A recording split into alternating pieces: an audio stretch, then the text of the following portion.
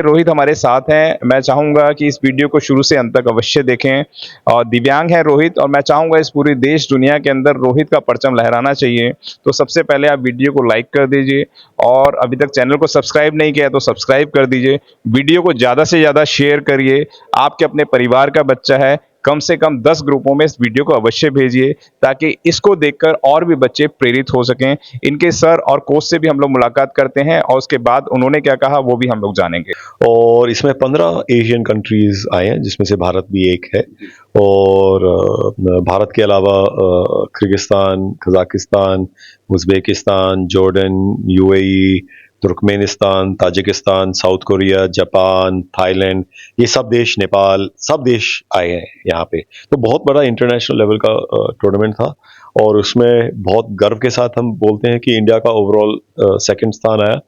तो arm wrestling बहुत जल्दी इंडिया में बढ़ रहा है, और रोहित जैसे बेटे बहुत अच्छा कर रहे हैं और बहुत ही देश का नाम आगे ले जा रहे हैं। यहाँ पे इन्होंने गोल्ड जीता है, प्लस 2 ब्रॉन्ज और या 1 ब्रॉन्ज और 2 ब्रॉन्ज और जीते हैं। और ये हमारे साथ वर्ल्ड आर्म रेसलिंग कप के लिए भी साथ में गया था ताशकंद, वहाँ पे भी इसने गोल्ड जीता, गोल्ड एंड एक और भी ब्रॉन्ज जीता, या गोल्ड एंड ब्रॉन्ज जीता वहाँ पे भी। तो बहुत अच्छा कर रहा है बच्चा।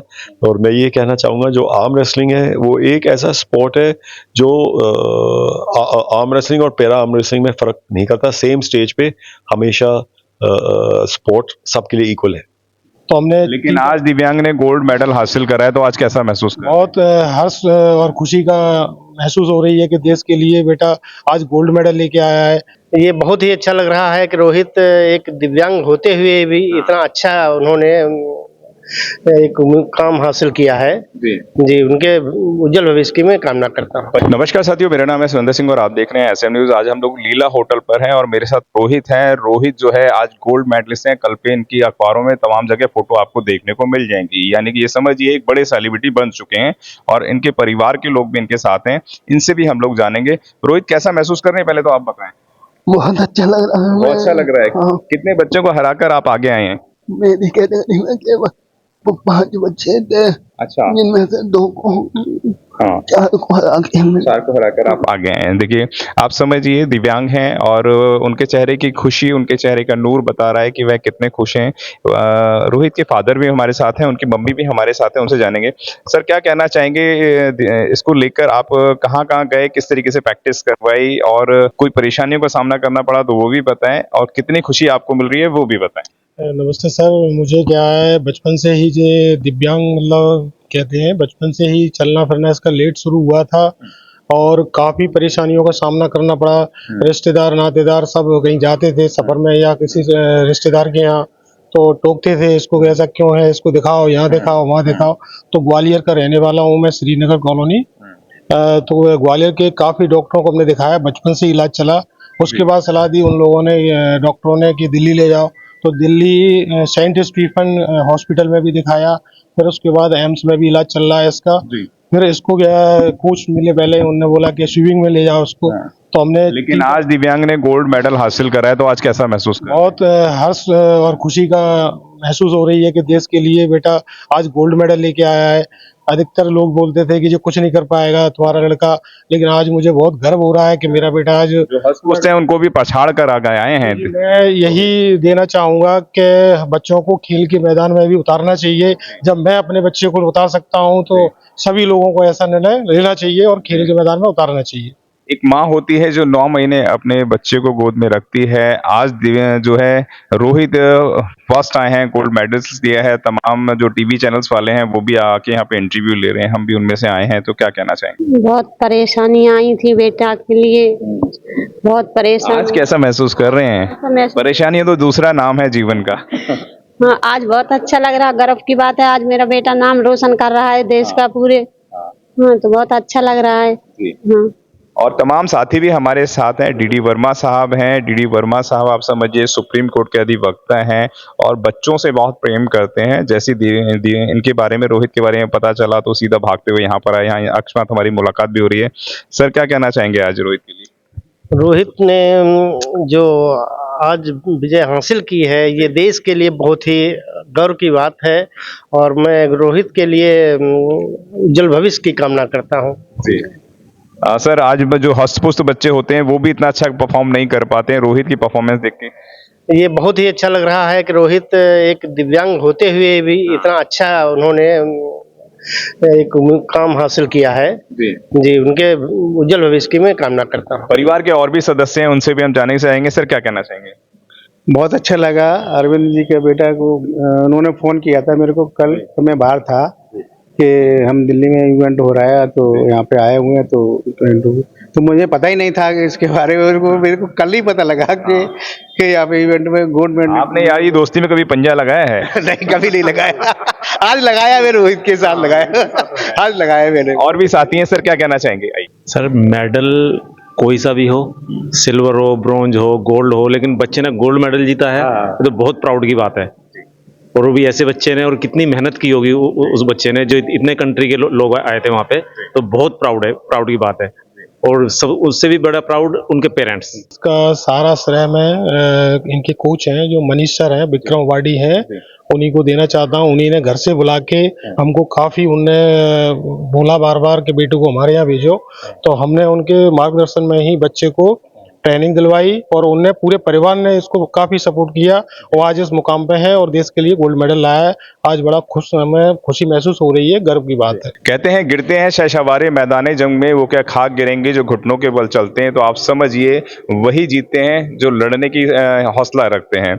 और दिव्यांग बच्चा है रोहित, और मैं मिला तो उनके चेहरे पे खुशी बहुत ही जल्दी आ जाती है, बहुत खुश हो जाते हैं। पिछले 6 दिन से ये एशियन आर्म रेसलिंग चैंपियनशिप और पैरा आर्म रेसलिंग चैंपियनशिप चल रहा है, जो ऑफिशियल एशियन लेवल का चैंपियनशिप है। और इसमें 15 एशियन कंट्रीज आए हैं, जिसमें से भारत भी एक है। और भारत के अलावा Kyrgyzstan, Kazakhstan, Uzbekistan, Jordan, UAE, Turkmenistan, Tajikistan, south Korea, Japan, Thailand, ये सब देश, नेपाल, सब देश आए हैं यहाँ पे। तो बहुत बड़ा इंटरनेशनल लेवल का टूर्नामेंट था और उसमें बहुत गर्व के साथ हम बोलते हैं कि इंडिया का ओवरऑल सेकंड स्थान आया। तो आर्म रेसलिंग बहुत जल्दी इंडिया में बढ़ रहा है और रोहित जैसे बेटे बहुत अच्छा कर रहे हैं और बहुत ही देश का नाम आगे ले जा रहे हैं। यहाँ पे इन्होंने गोल्ड जीता है, प्लस 2 ब्रॉन्ज और या 1 ब्रॉन्ज और 2 ब्रॉन्ज और जीते हैं।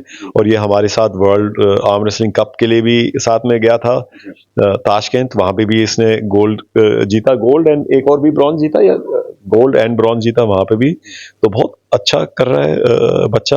और मैं ये कहना चाहूँगा, जो आर्म रेसलिंग है वो एक ऐसा स्पोर्ट है जो आर्म रेसलिंग और पैरा आर्म रेसलिंग में फ़र्क नहीं करता। सेम स्टेज पे हमेशा स्पोर्ट सबके लिए इक्वल है। सर क्या कहना चाहेंगे? बहुत सारे देश विदेश के लोग आपको देख रहे हैं, क्या कहना चाहेंगे? जो बच्चे बहुत सारे प्रैक्टिस करना चाहते हैं, बहुत सारे लोग इस फील्ड में भी आना चाहते हैं, इस पर स्पोर्ट्स के लिए काम भी करना चाहते हैं, लेकिन उनको सही प्लेटफॉर्म नहीं मिलता है। हमारे साथ जो दिव्यांग साथी भी हैं प्रवीण, वो कैसे आपने उनको ढूंढा और कैसे यहाँ तक पहुँचाया, वो हमारे पूरी जर्नी भी बताएं। हमारे ऑफ कोर्स एसोसिएशंस हैं हर स्टेट में, हर डिस्ट्रिक्ट में। और ग्वालियर में मनीष कुमार जी हैं जो खुद एक पैरा चैंपियन है और उन्होंने इनको इंस्पायर किया और इनको आगे ट्रेनिंग वगैरह भी दी। वहाँ पे सबसे पहला जो हमारा प्रो पंजा लीग और आर्म रेसलिंग का अकेडमी है, वो सबसे पहले ग्वालियर में खुला था। ग्वालियर में हमने बहुत बड़ा एक रैंकिंग टूर्नामेंट प्रो पंजा लीग का भी किया था, जो ग्वालियर फोर्ट पे हुआ है, प्लस LNIP में हुआ है। तो ग्वालियर और मध्य प्रदेश में बहुत आगे गया है आर्म रेसलिंग, और दूसरों की देख रेख रोहित जैसे बच्चे भी आगे आ रहे हैं। रोहित जी क्या कहना चाहेंगे? आज आप गोल्ड मेडलिस्ट हुए हैं, कई कितने बच्चों को हराकर हुए सर, ये मैं आपसे जानूंगा। कई बच्चों को हरा के ये जीते हैं और ब्रॉन्ज भी हैं। तो कई सारे पैरा चैंपियनशिप में ही 250 बच्चे के करीब आए हैं। तो बहुत अच्छा इनका प्रदर्शन रहा है। कैसा महसूस कर रहे हैं? आज आप गोल्ड मेडलिस्ट हो गए हैं, गोल्ड मेडल आपके गले में नजर आ रहा है, आपके चेहरे की खिलावट भी बता रही है, क्या कहेंगे? बहुत अच्छा लगा, बहुत अच्छा लगा मेरे को। मम्मी को तो बोलने में दिक्कत है, इसलिए ज़्यादा बोल नहीं पाऊंगा। कोई बात नहीं। इसका जो क्रेडिट है, आप जो इसका श्रेय देना चाहते हैं, किसको देना चाहते हैं? वो तो फैसले सर को देना चाहते हैं। आप समझिए कि उनके चेहरे के भाव आप देख सकते हैं। आप समझिए कि ये सर हैं जो पूरे देश के अंदर से ऐसे जो है सोने के पार किए हैं, हीरे के पार किए हैं, जो तराशने का काम करते हैं और एक दिव्यांग बच्चे को उन्होंने ताकत देने का काम किया है। सर क्या कहना चाहेंगे, पूरे देश के लोग आपको देख रहे हैं, तो और भी लोग ऐसे प्रैक्टिस करना चाहते हैं, तो कहाँ-कहाँ पे कोई इंस्टीट्यूट होता है, किस तरीके से यहाँ पे अप्लाई कर सकते हैं और क्या कोर्सेज़ रहते हैं, किस तरीके की फीसेस होती है और क्या प्रैक्टिस करनी चाहिए वो भी बताएँ? तो हमारा हर शहर में, हर डिस्ट्रिक्ट में क्लब्स हैं जहाँ पे आप दूसरों के साथ मिलके प्रैक्टिस कर सकते हैं। तो आप जहाँ पे भी हैं, आप हमको या तो इंस्टाग्राम या ईमेल पे आप indiapafi@gmail.com या इंस्टाग्राम पे आपको हमको डायरेक्ट मैसेज कीजिए, तो हमारी जो टीम है वो उनको जवाब देगी। वो पूछ सकते हैं कि सर, जैसे हम गोरखपुर में हैं, तो हम कहाँ पे करें? तो हम आपको बताएँगे कि यहाँ पे एक क्लब है और वहाँ पे आप जाके मिलिए और वहाँ पे आप उनके साथ ट्रेनिंग कर सकते हैं। तो इसमें रेगुलर ट्रेनिंग करनी बहुत ज़रूरी है और इसमें बहुत ही आर्म रेसलिंग के अलग किस्म के एक्सरसाइज हैं जो वहाँ पे आपको ट्रेनिंग दी जाएगी। पहले 1-2 साल आपको सिर्फ ट्रेनिंग करना चाहिए, मसल्स, टेंडन्स, लिगामेंट सबको स्ट्रॉन्ग करना पड़ता है। ये बहुत ही टफ स्पोर्ट है, ईज़ी स्पोर्ट नहीं है। तो उसके बाद फिर आप डिस्ट्रिक्ट चैंपियनशिप है, स्टेट चैंपियनशिप है, अगर आप जीतते जाएंगे नेशनल चैंपियनशिप है, और भी आप आगे बढ़ेंगे तो प्रो पंजा लीग है, और प्रो पंजा लीग के भी अलग-अलग टूर्नामेंट्स हैं। तो लास्ट 4-5 साल में ये स्पोर्ट का बहुत बड़ा एक्सप्लोजन हुआ है पूरे भारत में जब से हमने प्रो पंजा लीग चालू किया है, और बड़े गर्व के साथ कह रहे हैं कि इंडियन आर्म रेसलिंग बहुत आगे बढ़ रही है। कितने टाइम में इसका कोर्स रहता है और कितने टाइम में बच्चा जो है वो तैयार हो जाता है? किस तरीके की चीज़ों का ध्यान रखना चाहिए? कई बार बच्चे आपस में शुरू कर देते हैं पंजा को, और उसमें देखने में ये भी आता है कि कई बार फ्रैक्चर हो गया हाथ में, तो किन चीज़ों का सावधानी बरतनी चाहिए वो भी हम आपसे जानें। तभी मैं कह रहा हूँ कि पहले कुछ टाइम के लिए ट्रेनिंग करनी चाहिए खेलने से पहले, ताकि आपको मालूम हो कि पोजीशन क्या है जिसमें आपको चोट लग सकती है। क्योंकि जो खिलाड़ी जो खेलते नहीं है ज़्यादा और फिर एकदम से आ जाते हैं, उनको चोट लगने का वो रहता है। वो किसी भी स्पोर्ट में हो सकता है, करेक्ट। तो आप पहले ट्रेन कीजिए, आपको लोग सिखाएंगे कि क्या पोजीशन है, कहाँ पे क्या करना चाहिए, और आपके मसल्स भी और स्ट्रॉन्गर होते हैं जब आप उन किस्म के एक्सरसाइजेस करते हैं। सर क्या कहना चाहेंगे कि जो बच्चे हैं इस तरीके से गोल्ड मेडलिस्ट लेकर आए हैं, तो क्या इनको कोई स्कॉलरशिप वगैरह मिलती है और कहीं इनकी नौकरी के कोई संसाधन है, या उन पे भी आप थोड़ा इनको प्रोत्साहन करते हैं? क्या कहना चाहेंगे? बिल्कुल, जैसे मध्य प्रदेश में जो मनीष जी की मैंने बात की, उनको भी गवर्नमेंट जॉब मिली हुई है। तो कहीं-कहीं स्टेट्स में हमारा आर्म रेसलिंग स्टेट गवर्नमेंट के साथ जुड़ा है और वहाँ पे जॉब्स मिलते हैं बच्चों को। तो और भी है, इसको हम आगे बढ़ा रहे हैं, हर स्टेट में गवर्नमेंट के साथ जोड़ने की कोशिश कर रहे हैं, ताकि बच्चे जो हैं उनको गवर्नमेंट सरकारी नौकरी भी मिले। हाँ जी। तारे ज़मीन पर मुझे यहाँ पर याद आ रही है कि बच्चों की प्रतिभाओं के अधिकतर जो पेरेंट्स होते हैं वो चाहते हैं कि हमारा बेटा आईएएस बने, डॉक्टर बने, इंजीनियर बने, वकील बने। इस तरीके की अपनी उपलब्धियां बच्चों के जो खुद भी कई बार नहीं कर पाते हैं पेरेंट्स, वो सारी अपने बच्चों से एक्सेप्ट करते हैं। लेकिन तारे ज़मीन पे जो मूवी है वो सभी ने देखी होगी, इसलिए मैं उसके यहाँ पे उदाहरण भी दे रहा हूँ। तो बच्चों की प्रतिभाओं को समझना चाहिए। क्या कहना चाहेंगे सर? बच्चे आजकल बहुत सारे उद्दंडी भी होते हैं, शैतान भी होते हैं, बच्चे सारे शैतान होते हैं, मैं भी था और शायद आप भी होंगे। तो क्या कहना चाहेंगे, बच्चों का स्पोर्ट्स में कितना फ्यूचर है वो भी बताएं। मैं तो बहुत बड़ा शैतान था लेकिन लेकिन देखिए, स्पोर्ट्स ही बच्चों को, स्पेशली आजकल जो स्क्रीन है ये है, वो स्पोर्ट्स उन बच्चों को उनसे दूर रखता है, और यही हम सिखाते हैं कि कई और भी गलत चीज़ें जिनसे स्पोर्ट्स दूर रखता है। और अच्छा है कि सब बच्चे जो हैं स्पोर्ट्स से जुड़ते जा रहे हैं, क्योंकि स्पोर्ट में ज़्यादा पैसे डालने की ज़रूरत नहीं है। ऐसी नहीं है कि आपको स्पेशल जूते या रैकेट या बैट या पैड्स खरीदने की ज़रूरत है। आप एक टेबल रखो मोहल्ले में, पूरा मोहल्ला खेलता है, और उनको इस चीज़ की लत लग जाती है, खेलने की, जीतने की। तो बहुत इम्पोर्टेंट है स्पोर्ट्स के साथ जुड़ना। और मैं एक चीज़ और बोलना चाहूँगा कि स्पोर्ट्स के साथ जुड़ने में माँ बाप का बहुत बड़ा हाथ होता है, और मैं रोहित के माँ बाप को भी बहुत उनकी प्रशंसा करूँगा कि उन्होंने अपने बेटे को इतना इंस्पायर किया और इतना स्पोर्ट्स की तरफ सपोर्ट किया, क्योंकि माँ बाप के सपोर्ट के बिना कुछ नहीं होता। करेक्ट रोहित?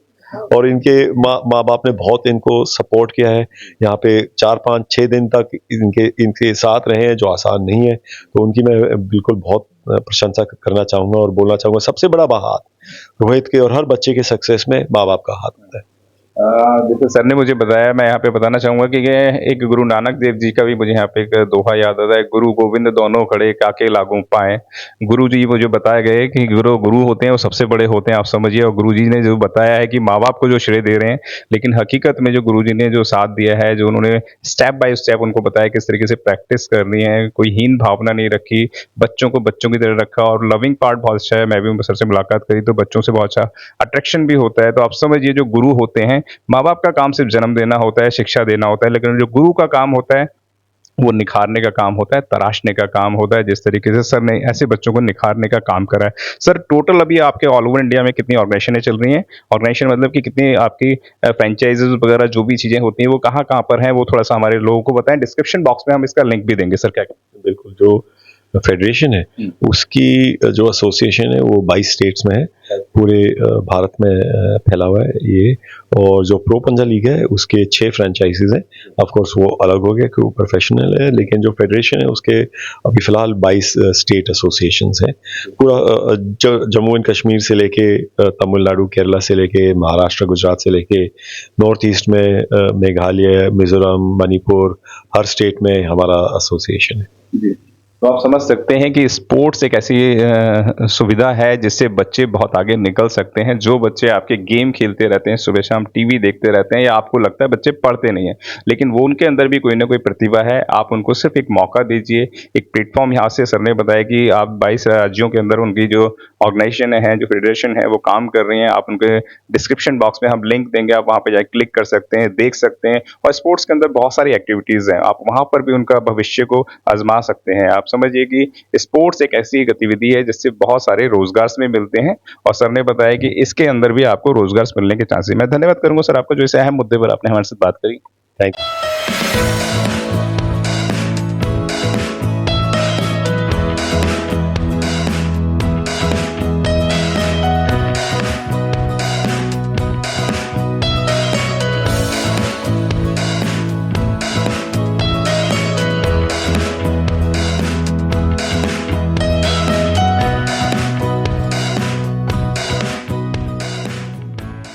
अगर आपने अभी तक हमारा चैनल सब्सक्राइब नहीं किया है तो सब्सक्राइब करें और घंटी का बटन बिल्कुल भी दबाना ना भूलें, ताकि सभी लेटेस्ट खबरें पहुंच सकें आप पे सबसे पहले।